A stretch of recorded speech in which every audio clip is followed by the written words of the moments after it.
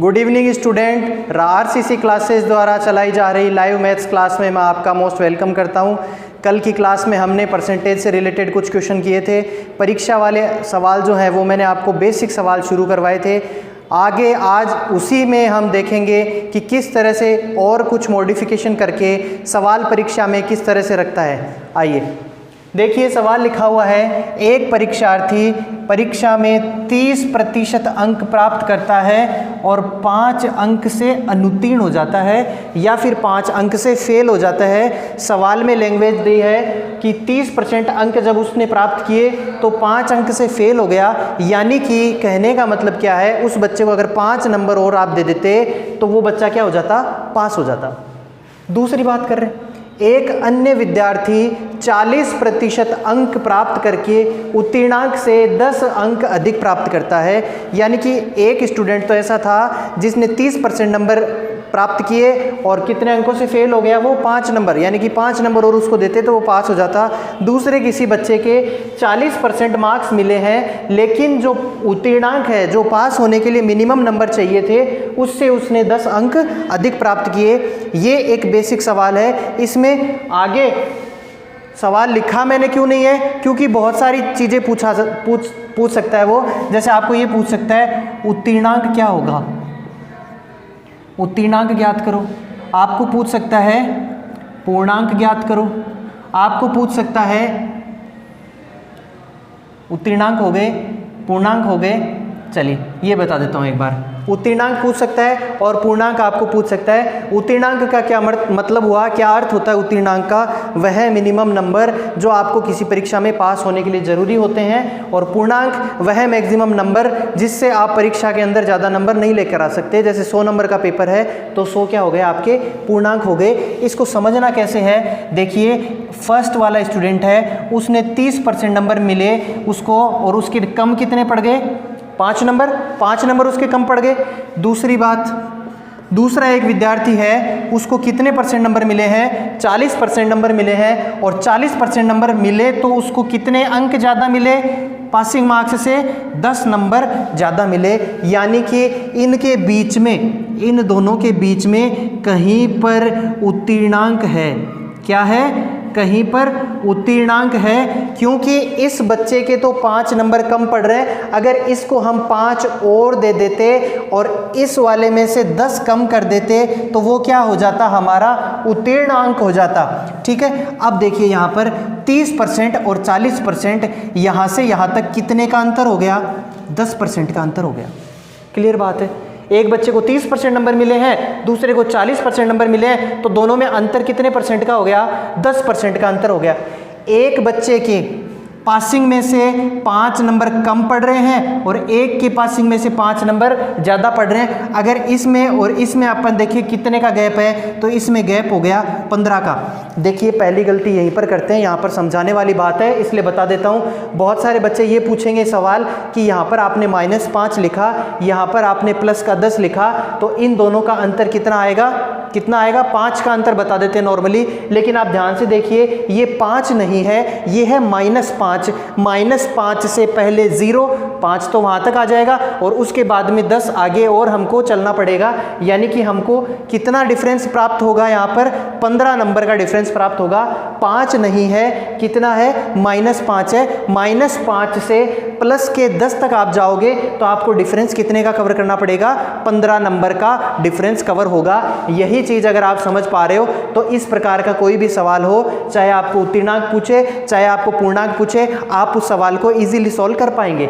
देखिए अब कोई परीक्षा ऐसी है जिसमें 10% कितने के बराबर है, 15 नंबर के बराबर है। 1% कितने के बराबर होगा, 15/10 के बराबर होगा, और 100% कितने के बराबर होगा, 100% हम आराम से निकाल सकते हैं, गुणा 100, यानी कि 150 नंबर।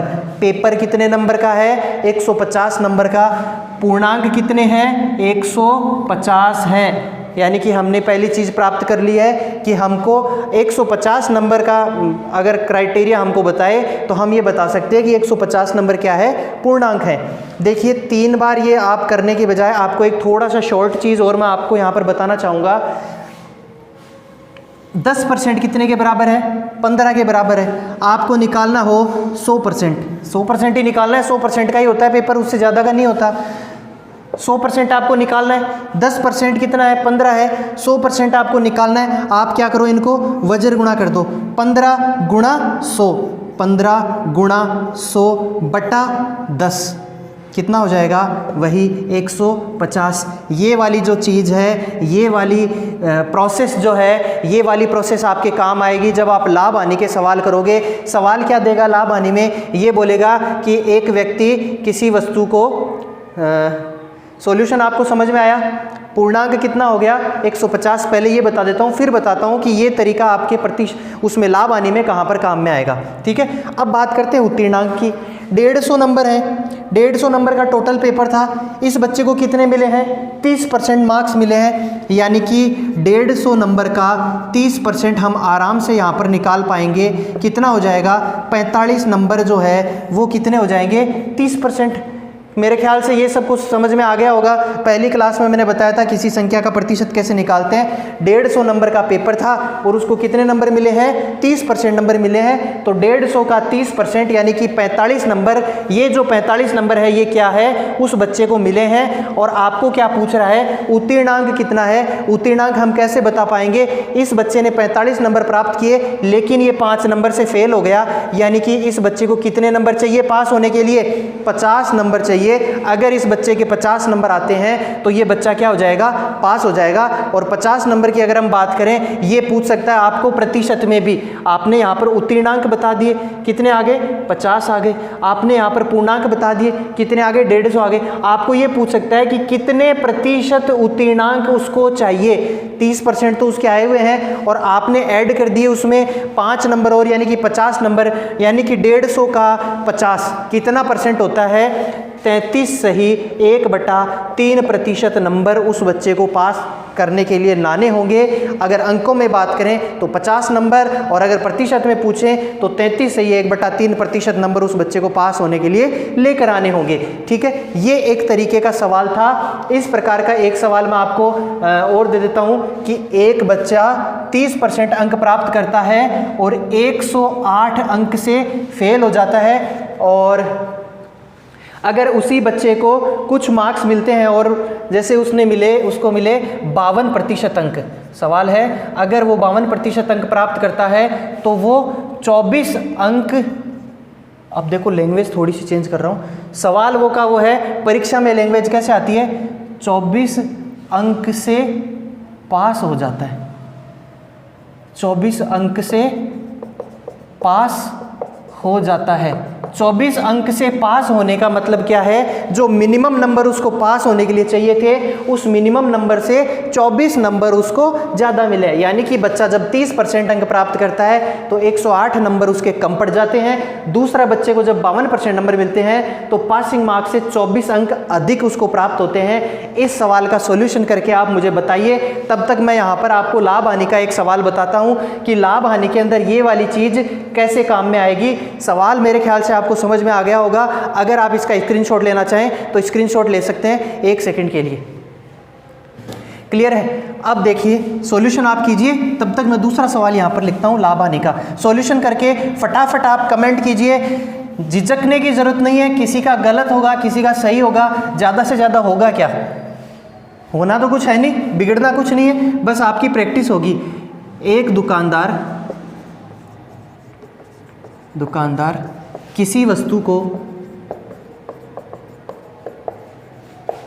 20% लाभ में, किसी वस्तु को 20% लाभ में 480 रुपए में बेचता है। यदि 20% हानि पर बेचना हो, यदि 20% हानि पर बेचना हो तो उसे कितने रुपए में बेचना होगा? कितने रुपए में बेचना होगा?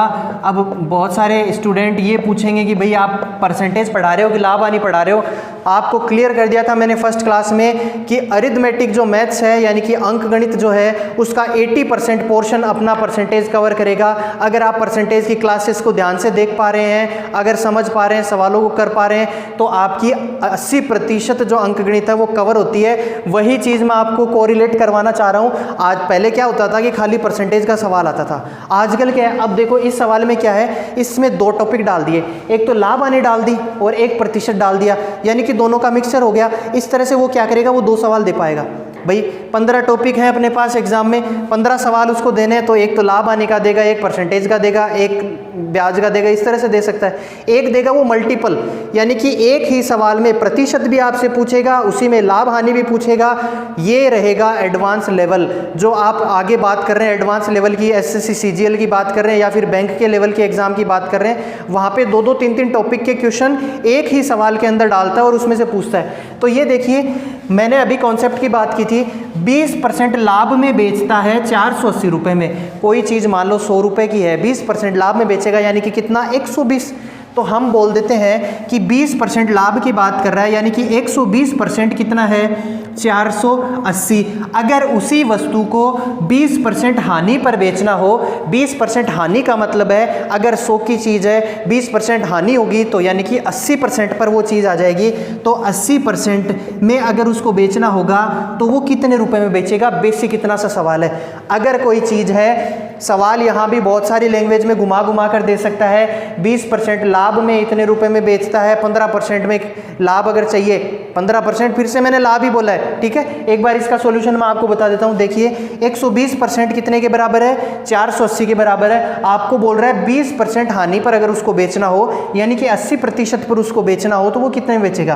क्या करेंगे, वज्र गुणा करेंगे। अभी मैंने आपको बताया 480 गुणा 80 बटा 120, 40 को 2 से काट दिया, 40 से 2 बार, 40 से 3 बार, 3 से कट जाएगा 160 और कितना आ जाएगा 320, यानी कि 320 रुपए में अगर वो दुकानदार उस चीज़ को बेचता है तो उसको 20% का लॉस होगा। सवाल में ये भी पूछा जा सकता है वस्तु का क्रय मूल्य क्या होगा। वस्तु के क्रय मूल्य की बात करें तो 80% नहीं निकालेंगे, अब हम कितना निकालेंगे, 100% निकालेंगे, क्योंकि 100% में वस्तु लेकर आए थे। अगर 20% का लाभ करना है तो 120%, 20% की हानि करनी है तो 80%। एक ही सवाल, एक ही कॉन्सेप्ट, 5 तरह के सवाल आपसे पूछ सकता है, 5 तरह के सवाल आप इसमें कर सकते हो। क्रय मूल्य पूछ रहा है, सेम वही चीज़ है, 480 गुणा 100 बटा 120। क्लियर है। आप इसको सोल्व कीजिए, कितना आ जाएगा, 400 रुपये। 400 रुपये में आप चीज़ लाए हो, आपने बेच दिया 480 में, 20% लाभ आपने कमा लिया। 400 रुपये की आप चीज़ लाए हो, आपने बेच दी 320 में, 20% की आपको हानि हो गई। आपको लाभ पर लाभ भी पूछ सकता है, जैसे 120% पर जब वो बेचता है तो इतने रुपए में बेचेगा। अगर उसी वस्तु पर उसको 50% का लाभ चाहिए, 50% का लाभ चाहिए, तो हम यहाँ पर कितना निकालेंगे, 150% निकालेंगे। एक कॉन्सेप्ट है, बहुत तरह के सवाल आप इससे खत्म कर सकते हैं। लाभ हानि हो, मैंने आपको बोला था लाभ हानि आप इससे कर पाएंगे। और परसेंटेज का अगर कॉन्सेप्ट आप समझ लेते हैं तो चक्रवृद्धि ब्याज भी चुटकियों में आपका सॉल्व हो जाएगा। बिल्कुल कोई इश्यू नहीं है, छोटी छोटी स्टेप बाय स्टेप हम चलेंगे और बड़ी बड़े देखना अरिथमेटिक पोर्शन के, अरिथमेटिक जो मैथ है हमारे, उसके बड़े बड़े सवालों को कैसे खत्म करते हैं। मैं आशा करता हूँ आपने अब तक इस सवाल का सॉल्यूशन कर लिया होगा। फटाफट जो बचे हुए बच्चे हैं वो भी कमेंट करके मुझे फटाफट बताइए, देखते हैं देखिए आपको समझ में आ रहा है कि नहीं आ रहा। अगर नहीं आ पाए, आपको टाइम लगे, आराम से इसका सॉल्यूशन कीजिए।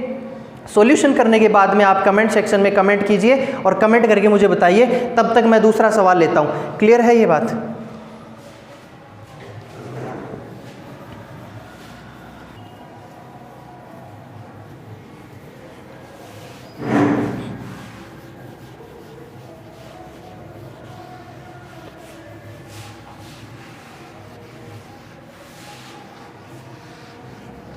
यार देखो, शर्माने की कोई बात नहीं है, समझ में नहीं आया तो आप बता दिया करो मेरे को, क्योंकि जब तक आप बताओगे नहीं तब तक पता नहीं चलेगा।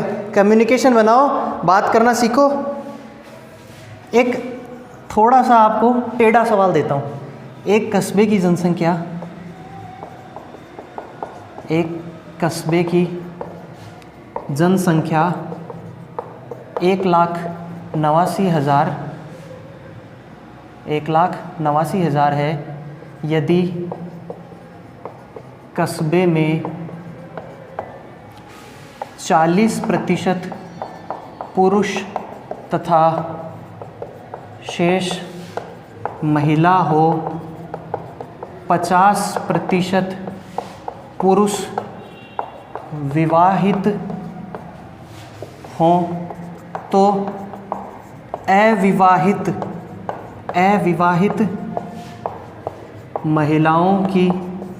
महिलाओं का प्रतिशत ज्ञात कीजिए। अगर किसी पात्र और घटना से इसका संबंध होता है तो वो एक मात्र संयोग कहा जाएगा, ठीक है। और विवाहित अविवाहित पर मत जाना आप, ये एक तरह का सवाल है, थोड़ा सा घुमाएगा। चलो करिए, देखिए सॉल्यूशन। दो तरीके हैं, एक बेसिक तरीका जो आप हमेशा से सीखते आए हो, आपने कोचिंग वगैरह में पढ़ा होगा, आपने सीखा होगा, माना कि टोटल संख्या x, चलो x दे रखी है, बहुत बड़ी बात है, आप तो खुश हो जाओगे एकदम से कि 1,89,000 दे रखे हैं। शुरू करेंगे फटाफट, 1,89,000 हैं और 1,89,000 के 40% निकाल लेंगे, ये तो क्या आ जाएंगे, पुरुष आ जाएंगे। क्लियर है, 1,89,000 का 40% निकाला, सारे पुरुष आ गए। अब इन पुरुषों का बट्टा 2 कर देंगे। क्या बोला है भाई, आधे पुरुष क्या है, 50% पुरुष क्या है, विवाहित है। यानी कि जितनी संख्या आती है उन पुरुषों की संख्या का आधा क्या करेंगे हम, विवाहित बता देंगे। विवाहित बता देंगे तो बाकी के बच्चे क्या हो गए, अविवाहित रह गए। जो बचे हुए क्या है, वो अविवाहित हैं, वो संख्या निकालेंगे। उसके बाद हम क्या करेंगे, महिलाओं की संख्या निकालेंगे। भाई 40% पुरुष हो गए तो 60% क्या बच गई, महिलाएं बच गई। या फिर हम क्या करेंगे, 1,89,000 में से इन पुरुषों की संख्या को घटाएंगे और वो महिलाओं की संख्या आएगी। महिलाओं की संख्या में से विवाहित पुरुषों के साथ में उन महिलाओं की संख्या वो घटाएंगे और उसके बाद हम क्या करेंगे, जो बची हुई महिलाएं रह गई उनका परसेंटेज निकालेंगे। आधा घंटा खराब हो जाएगा, पेपर पूरा निकल जाएगा, कहानी समझ में नहीं आएगी, करना क्या है। दूसरा तरीका सवाल को करने का जो मैं बता रहा हूँ ध्यान से देख लेना। 40% पुरुष हैं, यानी कि भिन्न बना लो इसकी, 2/5 पुरुष हैं। भिन्न बनाना पहली क्लास में मैंने समझाया था आपको अच्छे से, फिर भी अगर आपको समझ में नहीं आ रहा है, आप 2 बार पूछो, 4 बार पूछो, लेकिन नहीं पूछोगे तो आपके दिल की बात मैं नहीं समझ पाऊंगा। दिल की बात कोई नहीं समझ सकता है। आपके दिल में क्या है, आप किसी के लिए क्या फीलिंग रखते हो, जब तक आप कहोगे नहीं। यही तो होता है ना, प्रपोज करोगे तभी हाँ है तो हाँ, ना है तो ना, लेकिन नहीं करोगे तो भैया रह जाओगे देखते, दूसरा ले जाएगा कोई। 40% की फ्रैक्शन बन गई, कितना हो गया, 2/5।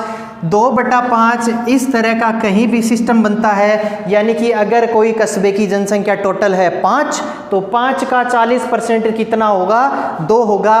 बार बार 3 दिन से मैं ये बात समझा रहा हूँ, 5 का 40% कितना, 2। यहाँ पर जो भी संख्या लिख दी उसका इतना परसेंट ऊपर वाली संख्या होगी, बिठा लेना अपने दिमाग के अंदर। 40% की फ्रैक्शन 2/5, यानी कि कस्बे में कितने लोग हैं, टोटल 5 लोग हैं। उसमें से कुल लोग कितने हो गए भाई हमारे, 5 हो गए। उसमें से पुरुष कितने हैं, 2 पुरुष हैं, ठीक है। 2 पुरुष हैं तो महिला कितनी बच गई। ज़्यादा पे जाते क्यों आप, इतनी बड़ी कैलकुलेशन करते क्यों आप। 5 आदमी टोटल थे, उनमें से 2 पुरुष है तो महिलाएं कितनी बच गई, 3 महिलाएं बच गई। क्लियर है, यहाँ तक बात समझ में आ गई। अब ये बोल रहा है 50% पुरुष विवाहित हैं, यानी कि जितने पुरुष हैं उनमें से आधा जना को मसे क्यों है, ब्याह वेड़ो है, बन गे लगा लेड़ा है। तो 50% अगर मेल्स जो हैं उनके मैरिड हैं वो, तो 50% क्या बच गए, अनमैरिड बच गए। यानी कि पुरुष विवाहित कितने हो गए, विवाहित पुरुष हो गए 1, ठीक है। अगर पुरुष 1 विवाहित है तो वो कितनी महिलाओं से विवाहित हो सकता है, भाई देखो 1, ठीक है ना, 1 से ज़्यादा नहीं। तो महिलाएं कितनी विवाहित हो गई, पुरुष विवाहित कितने हो गए, 1। और उसी आधार पर हम बता सकते हैं कि महिलाएं विवाहित कितनी हुई है, 1 ही महिला विवाहित हुई होगी। अब 1 महिला विवाहित है 3 में से, तो बच गई कितनी, 2 महिलाएं जो हैं वो बच गई कितनी, अविवाहित बच गई। 2 महिलाएं ऐसी बच गई। भाई महिलाएं कितनी थी, 3 थी, 1 की शादी हो गई तो 2 क्या बच गई, अविवाहित बच गई। सवाल में क्या पूछ रहा है, अविवाहित महिलाओं का प्रतिशत ज्ञात कीजिए। 2 महिलाएं अविवाहित है, कितने में से, कितने में से। सवाल यहाँ पर घुमाएगा आपको, एक बोलेगा आपको कुल जनसंख्या का, यहाँ पर सवाल घुमाएगा, एक बार आपको बोलेगा कुल जनसंख्या का और एक बार आपको बोलेगा महिलाओं का कितना प्रतिशत अविवाहित है, महिलाओं का कितना प्रतिशत अविवाहित है, अविवाहित महिलाओं का प्रतिशत ज्ञात कीजिए। तो देखो दो तरह के आंसर आएंगे इसके, एक तो 2 महिलाएं अविवाहित हैं, कितनी महिलाओं में से? 3 में से। क्लियर है बात? 3 में से 2 अविवाहित हैं, प्रतिशत की बात कर रहा है, यानी कि 2/3 गुणा 100, ये क्या आ जाएगा हमारा? ये हमारा आंसर आ जाएगा। यानी कि अगर हम बताना चाहें इसको तो 66 सही कुछ 66.66% या 66 सही 2/3% इसका कुछ, यानी कि कुल महिलाओं में से, सवाल की लैंग्वेज पकड़ना आप, कुल महिलाओं में से 66.66% महिलाएं अविवाहित हैं। कुल जनसंख्या का कितना प्रतिशत महिलाएं अविवाहित हैं? अगर मैं ये पूछूं कुल जनसंख्या कितनी थी? 5 थी, और 5 में से कितनी महिलाएं अविवाहित हैं? 2 महिलाएं अविवाहित हैं, गुणा 100 करेंगे तो हम बता सकते हैं कि कितनी महिलाएं अविवाहित हैं। 40%। आपको पहला ऑप्शन ये देगा, आपको दूसरा ऑप्शन ये देगा, बाकी के 2 ऑप्शन अलग से कुछ देगा। लैंग्वेज पकड़ना जरूरी है, गणित में कुछ नहीं है, खाली जोड़ बाकी गुणा भाग। 4 दिन हो गए मेरे को ये बात बोलते हुए, लेकिन सवाल की भाषा के अंदर वो आपको उलझा लेगा। एक बार आपको बोलेगा कि कुल जनसंख्या का कितने प्रतिशत महिलाएं, कुल जनसंख्या का कितने प्रतिशत महिलाएं अविवाहित हैं, तो हमारा आंसर क्या रहेगा? 40%। आपको पूछेगा कुल महिलाओं का कितना प्रतिशत अविवाहित है, तो हम क्या बोलेंगे? 66.66%। ये क्या गया? ये कोई काम नहीं आया आपके, जबकि आप करोगे क्या? यहाँ पर कैलकुलेशन में फंस जाओगे। आपने किया क्या? 5, 2, 3, ज़्यादा 10 से ज़्यादा ही गिनती से आगे नहीं बढ़े हो आप। क्लियर है ये बात? ठीक है, समझ पाए हो इस चीज़ को? तो सवालों की भाषा को पकड़ो। अगर आपको समझ में आ रहा है बहुत बढ़िया बात है, अगर आपको समझ में नहीं आ रहा कमेंट करके मुझे बता दीजिए। अगला सवाल लेते हैं।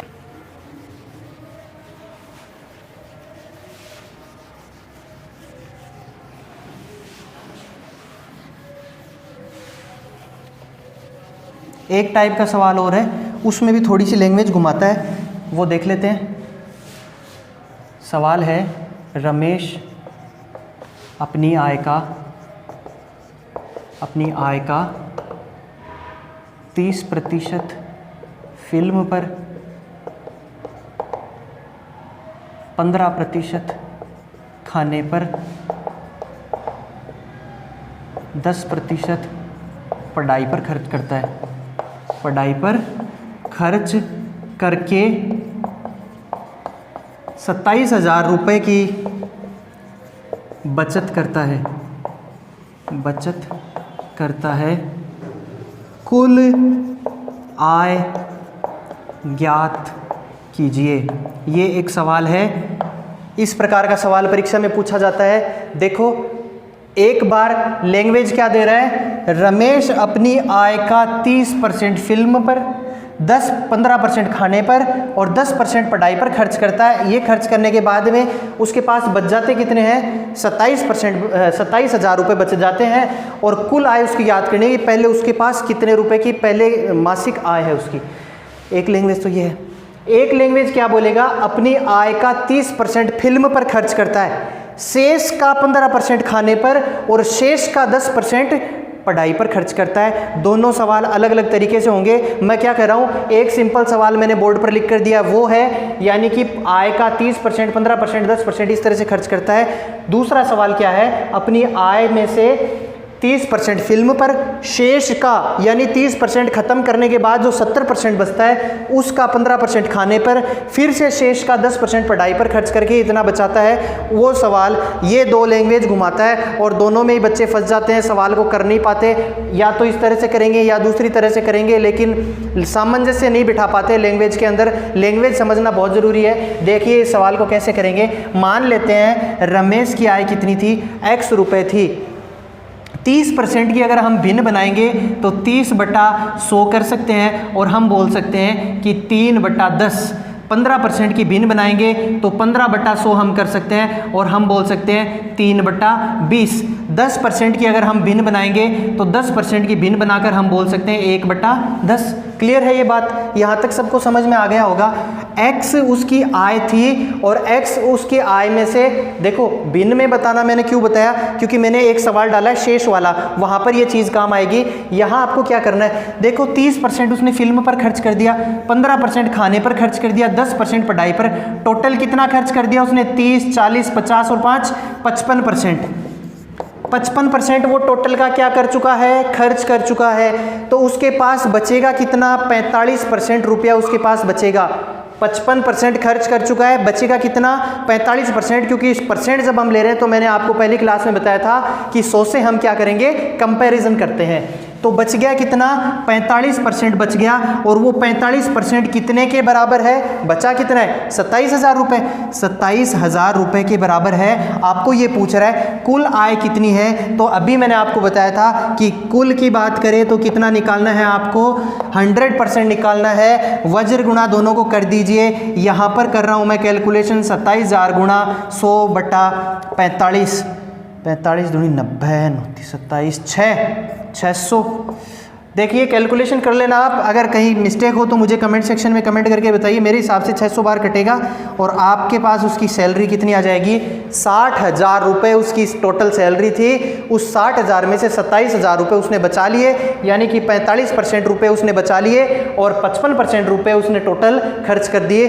पहली स्टेप यहीं तक। अब आगे क्या पूछेगा? आपको ये पूछेगा उसने खाने पर कितना खर्च किया है। कुल आय ज्ञात किया, ये नहीं पूछेगा। क्या पूछेगा? खाने पर खर्च ज्ञात करो। खाने पर खर्च ज्ञात करो, ठीक है। आपने निकाल लिया कि 60,000 रुपये उसकी टोटल सैलरी है। आपको ज़रूरत भी नहीं है वैसे निकालने की, यही मैं आपको बता दूंगा, लेकिन फिर भी 60,000 रुपये आपने निकाल लिए तो 60,000 का 15% निकाल के बता दो कि इतना रुपये उसने खाने पर खर्च किया है। क्लियर है ये बात? लेकिन मैं आपको नहीं बोलूँगा कि आप यहाँ पे पहले तो इनकी ये वाली कैलकुलेशन करो, ये निकालो और ये निकालने के बाद आप खाने का खर्च बताओ। ज़रूरत नहीं है इस चीज़ को करने की, आप सीधा यहाँ पर कर सकते हैं। भाई 45% कितने के बराबर है? 27,000 के बराबर है। 45% जो रुपया उसने बचाया है 27,000 रुपये की बचत के बराबर है। आपको बताना कितना है? 15% बताना है। वही आपने क्या करना है? वज्र गुणा करना है। 27,000 गुणा 15 बटा कितना, सॉरी सही किया अपन ने, 27,000 गुणा 15 बटा 45। 15 से कट जाएगा 3 बार, 3 से कट जाएगा 9 बार, यानी कि 9,000 रुपये जो हैं, ये 9,000 रुपये क्या किए उसने? खाने पर खर्च किए। ये दूसरे टाइप का सवाल है इसी के अंदर। अब बात करते हैं शेष का। जैसे कल लाइब्रेरी का क्वेश्चन बताया था कि लाइब्रेरी में 30% किताबें हिंदी की हैं, शेष का 15% अंग्रेजी की हैं, शेष का 10% गणित की है और बची हुई किताबें किसी अन्य सब्जेक्ट की हैं। तो ज्ञात करो अन्य सब्जेक्ट की संख्या, किताबों की संख्या कितनी होगी वो बता सकते हैं अपन। सीधा बोल सकते हैं कि एक लाइब्रेरी में 30% इसकी है, 15% इसकी है, 10% इसकी है, तो बची हुई किताबें 27,000 हैं। तो आप बताओ लाइब्रेरी में टोटल कितनी किताबें थी? 60,000। लाइब्रेरी में गणित की कितनी किताबें? 15% निकाल। तो यानी कि लैंग्वेज में अपन सवाल को घुमा सकते हैं। अब शेष वाला सवाल क्या करेंगे? देखिए थोड़ा सा लैंग्वेज चेंज कर रहा हूँ। अपनी आय का 30% फिल्म पर, शेष का 15% खाने पर और शेष का 10% पढ़ाई पर खर्च करके 27,000 रुपये की बचत करता है। तो खाने पर खर्च या फिर कुल आय या फिर किसी भी चीज़ पर पूछ सकता है, पढ़ाई, खाना, फिल्म या किताबों की संख्या दे सकता है, कुछ भी पूछ सकता है आपको इसमें। देखिए करेंगे कैसे इस सवाल को। वही चीज़ है, हम क्या मानेंगे यहाँ पर? x मानेंगे कि मान लेते हैं उसकी सैलरी कितनी है? x है और x में से क्या है? 30% उसने फिल्म पर खर्चा किया है, यानी कि 30% का मतलब क्या हुआ? 30% का मतलब हुआ 3/10, यानी कि अगर उसकी टोटल आय 10 रुपये होती, उस 10 का 30% यानी कि 3 रुपये उसने फिल्म पर खर्च कर दिए। जब 10 में से 3 रुपये खर्च कर दिए और ये बोल रहा है शेष का, तो 10 में से जब 3 खर्च कर देगा तो 10 में से बचेंगे कितने? 7। Very good. 10 में से बचेंगे कितने? 7, क्योंकि 10 का 30% यानी कि 3 रुपये तो वो खर्च कर चुका है किसी फिल्म को देखने पर। बचे बचे हुए कितने हैं, 10 में से 7 बच गए। फिर दूसरी बार वो क्या कर रहा है, ये शेष हो गया, इस शेष का 15% खाने पर 15% की भिन्न हमने बनाई, 15% की भिन्न कितनी बन गई, 3/20, 20 का 15% कितना हो गया, 3। यानी कि अगर उसकी आय थी बची हुई 20 रुपए तो उसका 15% यानी कि 3 रुपए वो खाने पर खर्च कर चुका है, तो बच गए कितने, 17 बच गए। बच गए की बात क्यों कर रहा हूं, क्योंकि हर बार बोल रहा है शेष का, बचे हुए का, ये बचा हुआ है। इसके बाद फिर से 10% की फ्रैक्शन हम बनाते हैं, 10% की फ्रैक्शन बनाइए 1/10। अगर उसकी बची हुई आय 10 रुपए थी तो 10 में से 1 रुपया यानी कि 10 का 10% उसने किस पर खर्च कर दिया, पढ़ाई पर खर्च कर दिया। बच गए कितने, 9। 10 में से 1 खर्च कर दिया, बचे कितने, 9। और बचने के बाद में बची हुई अमाउंट कितने के बराबर आ जाती है, 27,000 के बराबर आ जाती है। यही सवाल में बोला कि 30% खर्च करता है फिर जो बचता है, 15% खर्च करता है फिर जो बचता है, और 10% खर्च करता है फिर जो बचता है। वो टोटल बचत कितनी है, 27,000 रुपए है। इसको जब आप कैलकुलेट करेंगे तो यहाँ पर x की वैल्यू आ जाएगी। कैलकुलेशन कैसे करते हैं वो भी मैं बता देता हूँ। बराबर में जब संख्याएं होती हैं तो ऊपर वाली नीचे चली जाती, नीचे वाली ऊपर गुणा हो जाती। कहने का मतलब वज्र गुणा बटा में 1 मान लीजिए, 27,000 गुणा 10 गुणा 20 गुणा 10 बटा 9 गुणा 17 गुणा 7, और ये क्या रहेगा, आपकी x की वैल्यू रहेगी। कैलकुलेशन कर लीजिएगा, सीधा आप कर सकते हैं, 9 से 1 कट जाएगा, 3000 बार 3000 को गुणा करके और 17 को 7 से गुणा करके इसमें भाग देना है। कहने का मतलब ये है कि अगर आप सवाल के बेसिक चीज़ को आप समझ पाते हो, बेसिक तरीका जो आप समझ पाते हो, आपको हार्ड एंड फास्ट होने की कोई ज़रूरत नहीं है। सिंपल सवाल है, थोड़ा थोड़ा स्टेप बाय हम सीखेंगे और हार्ड सवालों पर हम चले जाएंगे। अपने जितने भी फ्रेंड्स हैं उनको शेयर कीजिए। फ्रेंड्स के अलावा जो आपके सोना बाबू जो भी है ना, उनको भी शेयर करो। पता तो चलेगी आपकी कहने से कोई बात मानते कि नहीं मानते। आज देखता हूं मैं, देखिए कितने लोग करवाते हैं अपने लाइक वगैरह। ठीक है, थैंक यू।